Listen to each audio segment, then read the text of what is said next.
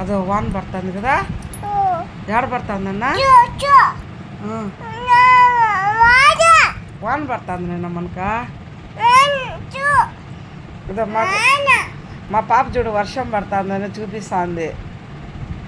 మా మోక్షిత వర్షం పడతా అంటే ఇప్పుడు 9 అప్పుడు మాకు బయటకు వచ్చి చూస్తూ ఉండదు వాన వాన అని. ఆ ఉరువులు మెరుపులకు భయపడతా ఉండదు మా మోక్షి. ఏడన్నా వానన్నా ఏడా ఎక్కడ బయటికి పోదామా?